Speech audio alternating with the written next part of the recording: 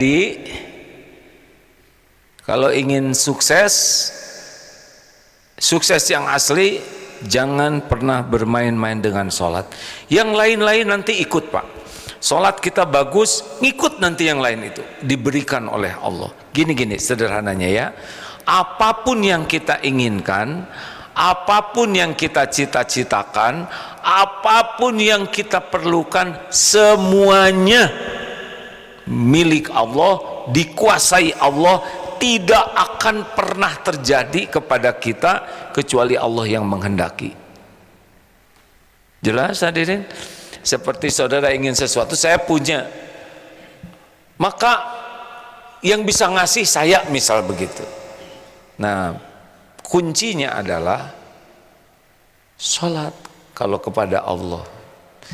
Jadi tenang, jangan takut tentang uang, jangan takut tentang karir, jangan takut tentang jodoh, jangan takut tentang macam-macam lah dunia ini, gak usah risau. Demi Allah, semuanya milik Allah, semuanya dikuasai Allah, dan semuanya hanya bisa terjadi dengan izin Allah, baik nikmat maupun musibah. Jadi jangan takut. Yang kita takutkan sholatnya jelek. Fawailul lil musalli alladzina hum an sholatihim sahun. Celakalah orang yang sholat dan lalai dalam sholatnya. Jadi bahaya bagi kita tuh sebetulnya kurang belajar dan sholatnya asal-asalan. Ini santri punya cita-cita enggak? Semua cita-citanya itu Allah tahu tidak? Siapa yang bisa menentukan terjadi atau tidak? Makanya semangat sholat itu. Ini terpaksa diulangi ya. Ciri orang yang sholatnya jelek sudah tahu kan? Ada 7, ditambah 1 lagi. 1, berat. Kalau mau sholat itu berat. Tuh, itu pasti jelek sholatnya. Orang yang bagus sholat antusias, semangat mau sholat itu, kayak mau membuka pertolongan. 2, ciri orang yang sholatnya jelek apa? Suka melambat-lambatkan sholat. Jadi enggak mau tepat waktu. Ciri orang yang berkualitas sholat, senang sekali sholat pada waktunya. As-sholatu ala waktiha. Kalau orang suka telat itu ciri-ciri itu nganggap remeh ke Allahnya. 3, ria. Dia mau sholat kalau ada orang lain yang tahu, tapi kalau nggak ada yang tahu maunya nggak sholat. Kalaupun dia sholat. Yang 4, gercep. Tahu gercep? Gerak cepot dia. Jadi gesit, tangkas, tidak ada tu'manina. Padahal bagian penting dari sholat itu tu'manina. Makanya ciri yang keempat, orang yang sholatnya jelek itu cepat, dan orang yang bagus sholatnya itu tu'manina, tenang, dinikmati. 5, ciri yang kelima, orang yang sholatnya jelek itu adalah sedikit ingat Allahnya waktu sholat. Justru waktu sholat itu ngelantur pikirannya kesana sini, apa aja diingat. Aneh, waktu nggak sholat nggak ingat, lagi sholat ingat. Astagfirullahaladzim. Padahal wa aqimis sholah lidzikri, dan dirikanlah sholat untuk mengingatku. Nah, jadi orang makin khusyuk itu cirinya makin banyak ingat Allah. Takbir, bacaan Fatihah, surat-surat, ruku, sujud, itu semuanya zikir hadirin. Dan yang ke berapa? 6, malas sekali berjamaah. Orang yang sholatnya kurang bagus, dia tidak tertarik dengan berlipatnya pahala 27 kali lipat. Padahal sholat jamaah itu berlipat-lipat, khususon lelaki nih. Ayo ke masjid, kalaupun di musola, kalau musolanya di sebelah kamar nggak kaci ya, lelaki ayo ke masjid. Akhwat boleh? Boleh, sepanjang tidak jadi fitnah. Dan ada satu lagi sebetulnya, yang ketujuh, ciri orang yang sholatnya jelek, persiapannya asal-asalan. Jadi bisa kelihatan orang yang bekal sholatnya tidak baik itu wudunya juga tidak baik, waktunya tidak baik, asal aja ke Allah tuh sisa. Ayo perbaiki sholat. Nah yang ketiga sekarang ini, lihat, qad aflahal mu'minuna alladzina hum fi sholatihim khashi'un. Lihat, walladzina hum anil laghwi mu'ridun. Ini ternyata ciri orang sukses itu adalah dia tidak mau melakukan kesia-siaan. Ada buku-buku yang dibuat, katanya ciri orang sukses itu adalah orang yang fokus kepada yang penting, paling penting. Waktu kita ini terbatas. Setiap kali kita melakukan sesuatu pasti terambil waktu kita. Dan waktu ini selain terbatas juga akan dituntut pertanggungjawabannya.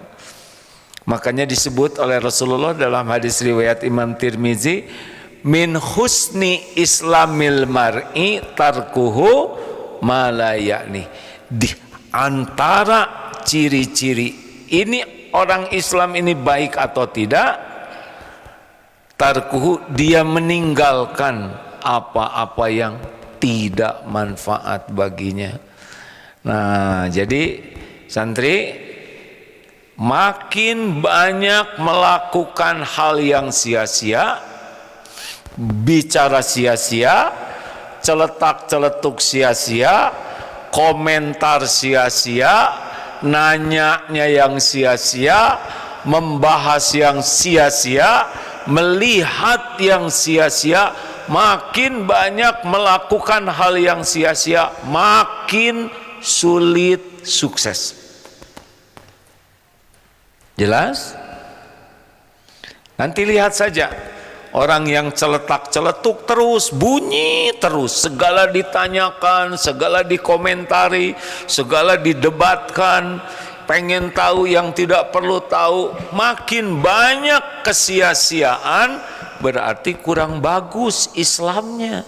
Karena orang Islam itu yang baik itu tahu bahwa setiap dia melakukan sesuatu pasti ada balasannya.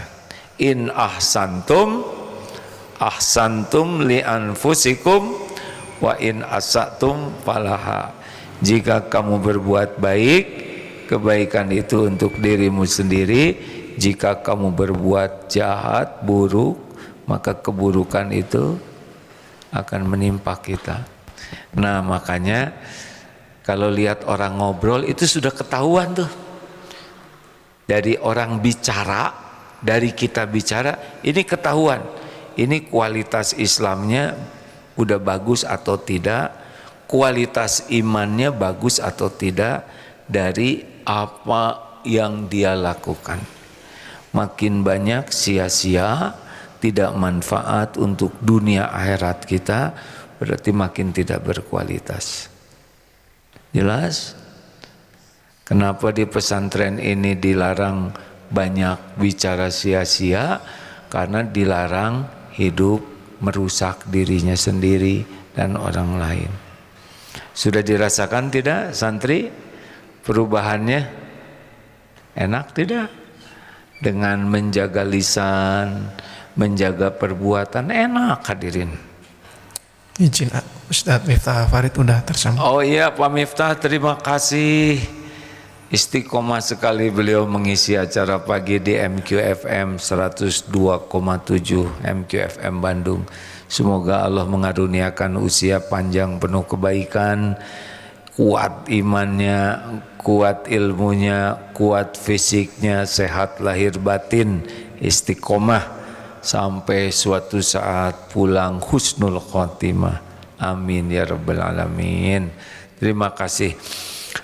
Hadirin yang akan menyimak kajian bersama guru kita Pak Profesor Kiai Haji Miftah Farid, beliau berada di jalur radio MQ FM 102,7, berikut streamingnya. Karena terbagi dua, izinkan saya melanjutkan ya.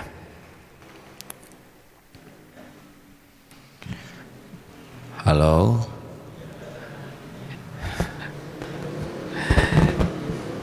Apa manfaatnya tidak melakukan kesia-siaan ya? Ini sudah dikumpulkan.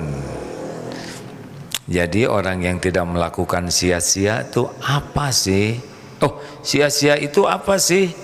Perbuatan yang tidak nambah iman, sia-sia nih. Tidak nambah ilmu, sia-sia. Mau ngapain kita melakukan sesuatu tidak nambah ilmu? Yang tidak jadi amal soleh, tidak memperbaiki amal, sia-sia. Yang bukan kewajiban kita juga jangan lakukan kalau bukan kewajiban.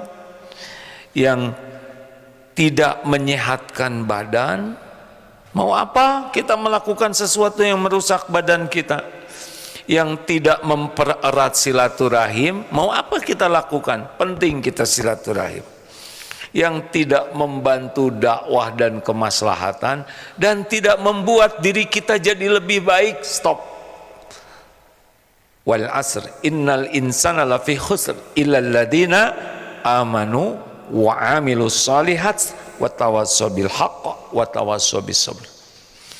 Nih, istirahat sia-sia tidak?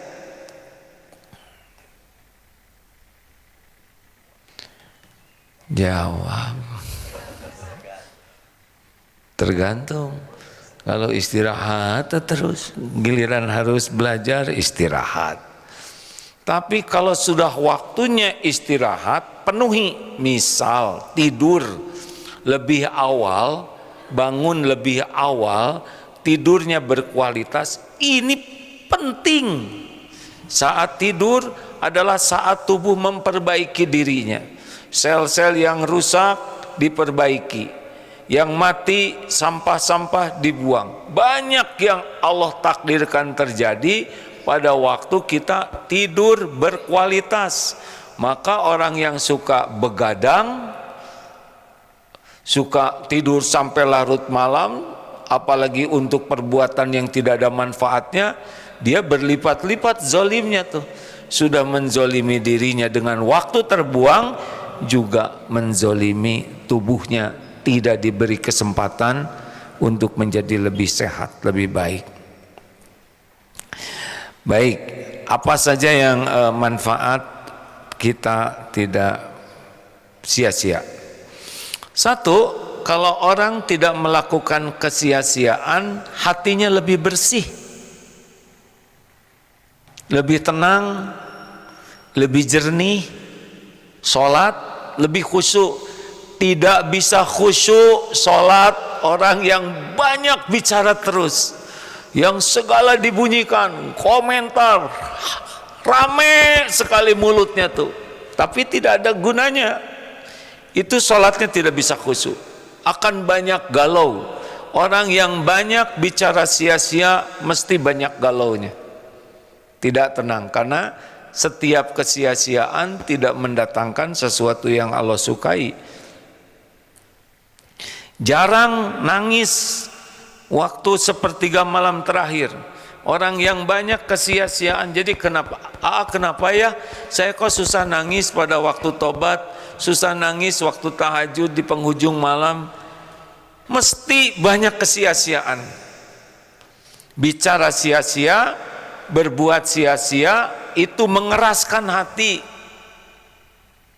Ingin nikmat sholat, nikmat munajat, kurangi bicara sia-sia, kurangi perbuatan sia-sia. Allah memberi hadiah hati lebih bersih. Dua, kalau orang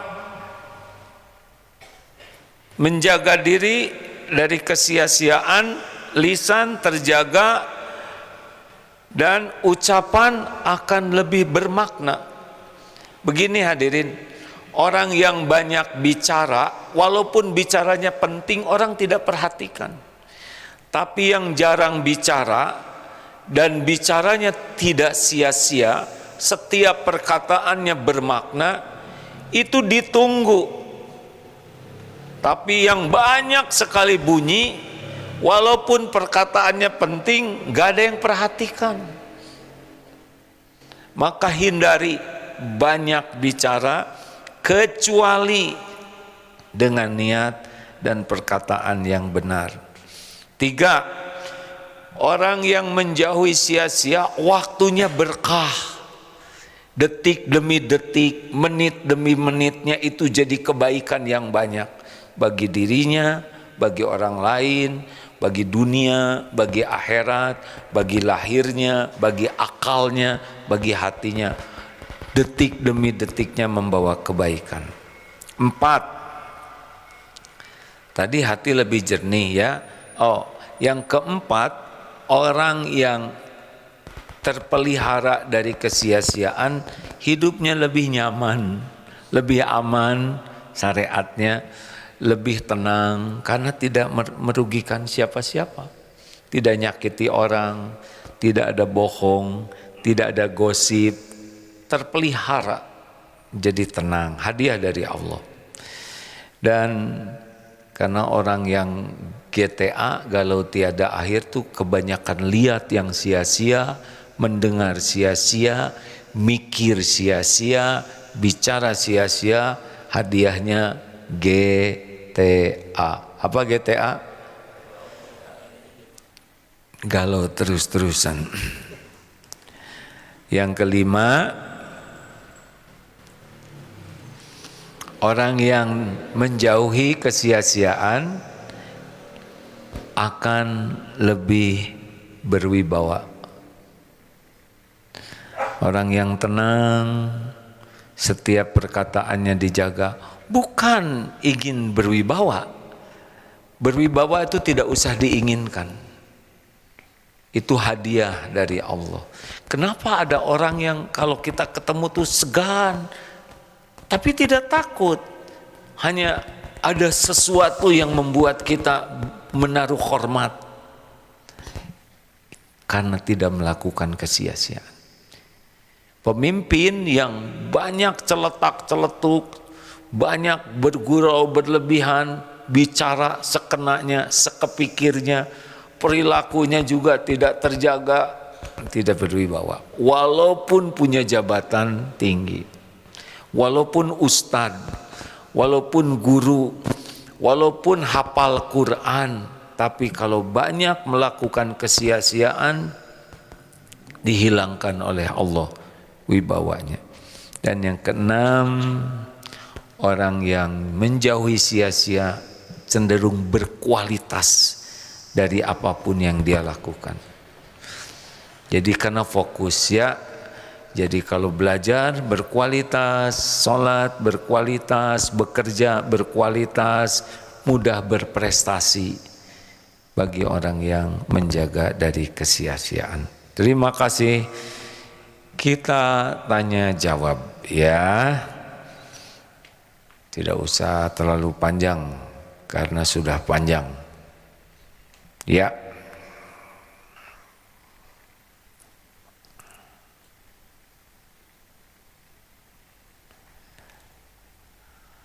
Zoom dari 450 on 525. Benar Pip? Baru on Zoomnya? Kalau gitu mohon maaf ini. Pip? Ya, dari media sosial ada yang bertanya. Ini harus minta maaf nggak Pip? Ini katanya Zoom baru nyala 525. Ya, tadi ada kendala kabel. Oke, kalau gitu harus dibiasakan minta maaf ya. Ya. Jangan pernah kesalahan dianggap biasa. Kalau kita salah, harus berani mengakui, harus berani minta maaf, jangan sampai diam ketika salah. Dan kalau ada orang baik, kita harus mengakui kebaikan orang dan berterima kasih. Itu kebiasaan yang tidak boleh lepas dari orang beriman. Jadi gimana Pip, mau minta maaf? Ya, mohon maaf bagi jemaah di Zoom karena tadi ada kendala. Ya, Baru nyala 525. 525 ya. Mohon maaf ini dan terima kasih kepada yang memberikan masukan. Lanjut.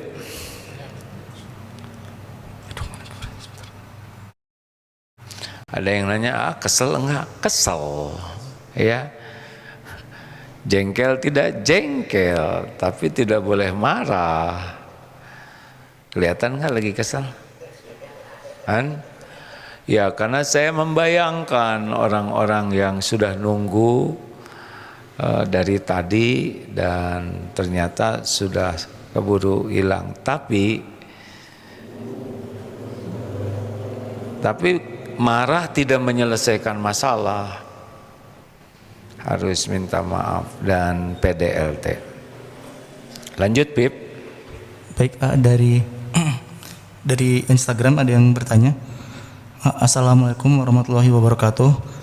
Maaf saya izin bertanya, apa hukumnya wanita dalam Islam jika suka dengan idol Korea, dan apa hukumnya kita menonton konsernya A? Semoga A bisa menjawab dan saya. Ya, dalam Islam seseorang itu akan mengikuti idolanya. Jadi kalau terlalu mengidolakan orang yang tidak beriman kemudian mati, seseorang akan mengikuti yang dia cintai. Jadi wah ini idola orang Korea, pada mereka tidak beriman, tidak sholat, ya apalagi ya, lalu maksiat, nanti meninggal, nah besar kemungkinan dia akan mengikuti siapa yang diidolakannya. Mau apa? Mau apa coba? Kan yang diidolakan mah mendingan yang membawa kebaikan dunia. Udahlah, hidup ini cuma sekali, sebentar. Apakah mengidolakan artis Korea bisa membuat bahagia? Mustahil. Mustahil. Karena akan terus kepikiran sama itu, pengen lihat wajahnya, jadi dosa, nanti bukan makrom, kepikiran terus. Padahal orang Korea itu boro-boro ingat sama kita, ya kan? Ketemu juga mual mungkin, ya. Apa gunanya? Ya, karena sekarang zaman sudah seperti ini, banjir informasi, kita bisa lebih menyukai orang yang tidak jelas kemanfaatannya. Tapi tanya saja ke hati, kira-kira apa sih manfaatnya? Ya, apa tidak ada yang lebih layak kita idolakan? Rasulullah. Kalau ikut Rasul, belajar tentang Rasul, aduh ya Rasulullah, udah itu meninggal tuh nanti dengan izin Allah. Kalau mencintai Rasul, ingat terus kepada Rasulullah, bersolawat, meninggal seseorang akan bersama yang diidolakannya. Begitu?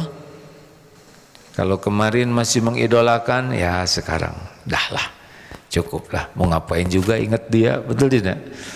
Yang pasti ingat ke kita tuh, fadkuruni adzkurkum, maka ingatlah padaku, ke Allah, Allah ingat ke kita. Ingat ke Rasul, bersolawat, sekali solawat 10 kali Allah memberikan solawat kepada kita. Kalau ke artis Korea gimana? Ingat ke dia gimana? Jadi tenang, jadi galau? Jawab, gak mungkin tenang, gak mungkin.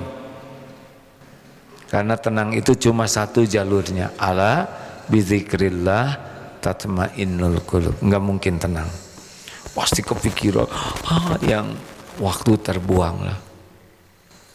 Ayo para remaja, kebanyakan lihat, kebanyakan pusing sendiri, nanti enggak akan bisa bahagia dengan mengidolakan yang enggak jelas, ya. Ya, dunia sekarang ujiannya begitu. Anak-anak muda belum cukup informasi tentang Allah, tentang Rasul, jadi yang diidolakannya yang dia sendiri minum minuman keras, mungkin nauzubillah karena nggak tahu agama berzina, kemudian ya mungkin obat terlarang, itulah yang diidolakan, dan hidupnya juga cuman jingkrak-jingkrak, pamer aurat, nauzubillah. Lanjut. Izin selanjutnya dari TikTok. Assalamualaikum bagaimana kita bisa selalu tafakur, dan apa di zaman Nabi ada ahli tafakur Apa Pip? Bagaimana kita bisa selalu tafakur, dan apa di zaman Nabi ada ahli tafakur? Oh, orang beriman itu senang bertafakur karena tidak melakukan sia-sia. Tafakur itu diperintahkan. Afala tatafakkarun. Ali Imran 191 ya. Bagaimana tuh? Astagfirullahaladzim. Ya kan? Inna fi khalqis samawati wal ard wa ikhtilafil laili wan nahari la ayatin li ulil albab alladzina yadhkurunallaha qiyaman wa qu'udan wa ala junubihim wa yatafakkaruna fi khalqis samawati wal ard rabbana ma khalaqta hadza batila subhanaka faqina azabannar. Yaitu orang-orang yang ingat Allah sambil berdiri, duduk, berbaring seraya bertafakur melihat tanda-tanda kebesaran Allah ini. Itulah yang disebut orang yang berakal, ulil albab. Jadi orang yang jarang tafakur ya belum efektif menggunakan otaknya. Tafakur apa aja? Masih ingat tafakur cecak? Cecak makanannya nasi lagi yang betul kan?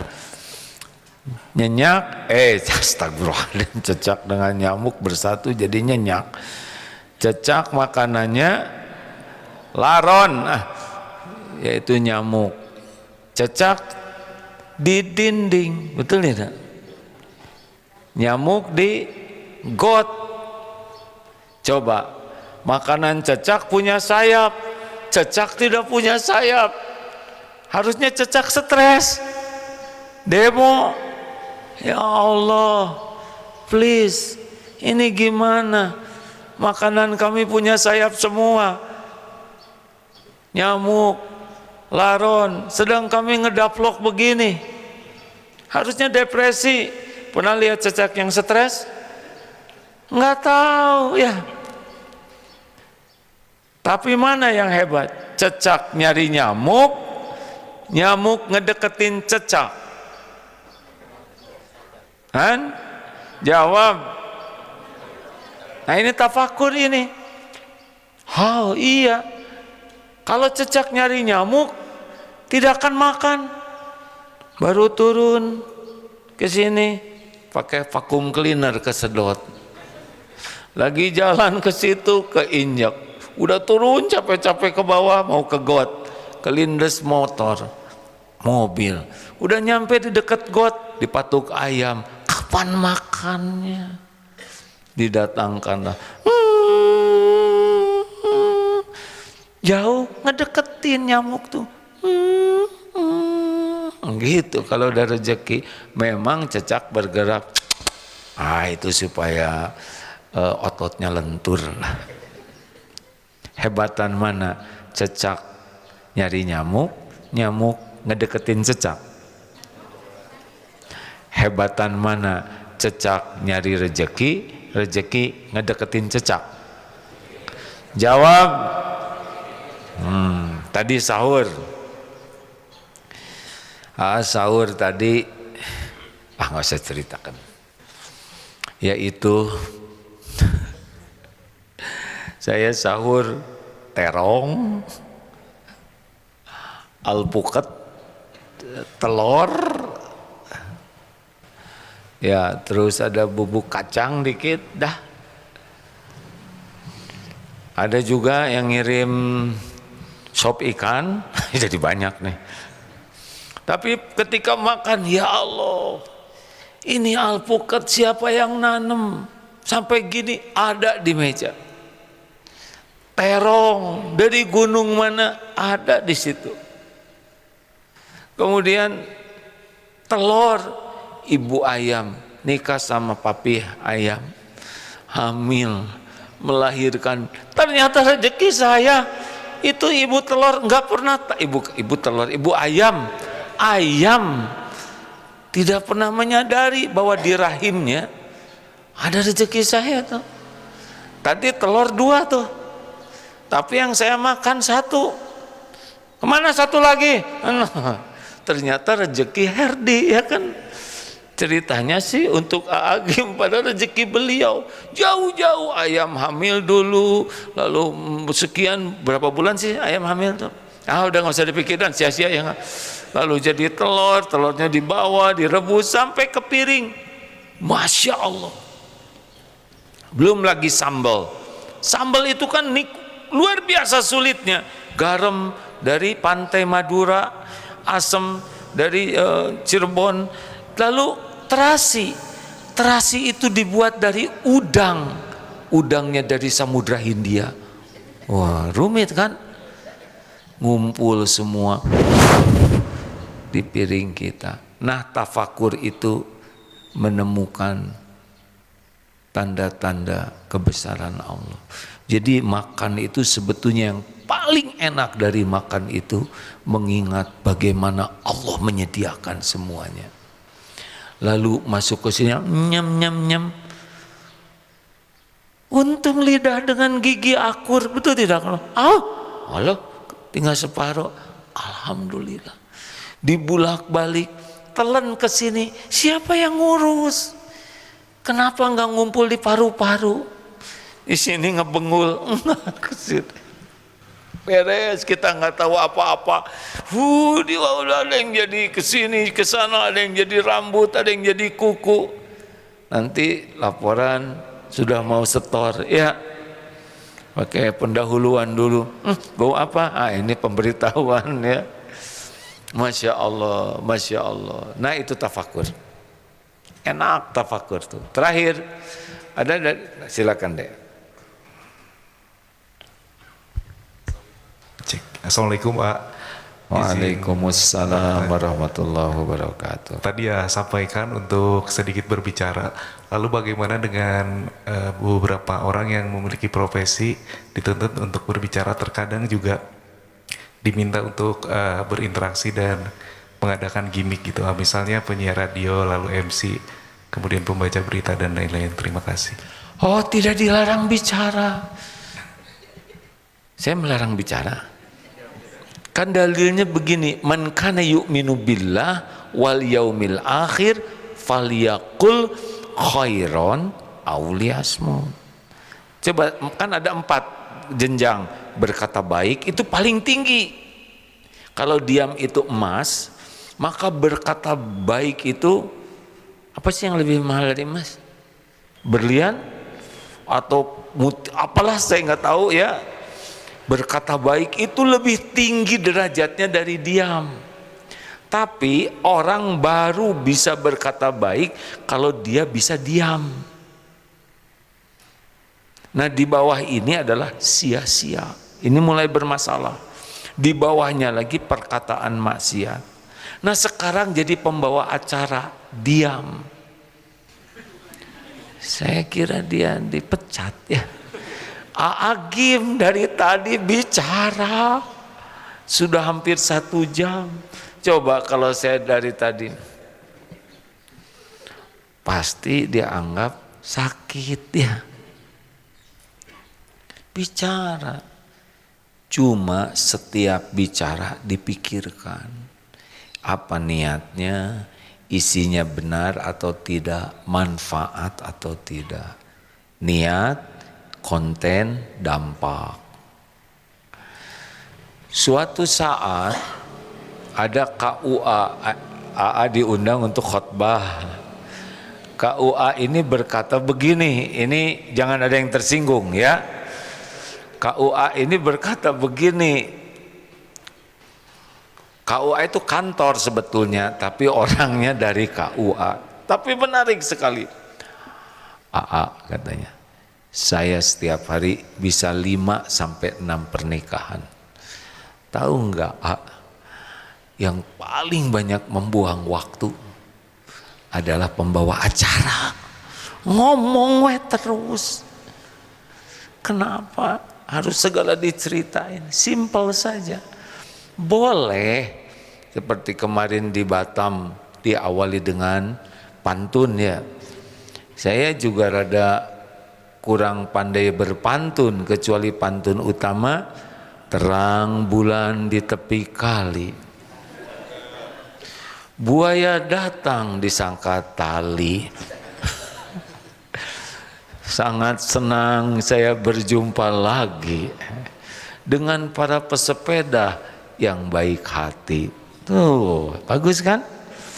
Terang bulan di tepi sungai, ikan datang disangka kayu.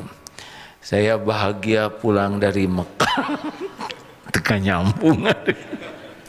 Jadi haji yang mabrur. Ini nggak nyambung ya. Sia-sia, betul tidak? Nah, janganlah yang sia-sianya. Jadi kalau mau jadi pembawa acara, jangan ingin dikagumi orang dengan perkataannya. Bicara secukupnya. Hadirin, hadirat, memasuki acara kedua, penyampaian sambutan kepada pimpinan dipersilakan. Simple. Acara selanjutnya kajian yang disampaikan oleh AA Gim. Kepada AA kami persilakan. Beres, ya kan? Tapi tidak sedikit pembawa acara yang jadi penceramah. Nanti penceramahnya malah nggak kebagian waktu. Jangan. Secukupnya saja. Kalau mau bergurau boleh, boleh. Tapi jangan dusta, jangan berlebihan, dan jangan sia-sia. Kalau bisa guraunya yang membuka hati. Ujian besar bagi orang yang senang bicara dan diberi kesempatan bicara. Terakhir, Ibu mau nanya? Oh baik, tidak ada? Baik kalau gitu. Oh ini maksa, silakan. Assalamualaikum Pak Ustadz. Waalaikumsalam warahmatullahi wabarakatuh. Tadi saya mau menanyakan tentang sukses, kita harus beriman, terus kita berilmu. Tapi kan kita punya background dari semua orang berbeda-beda Pak Ustadz.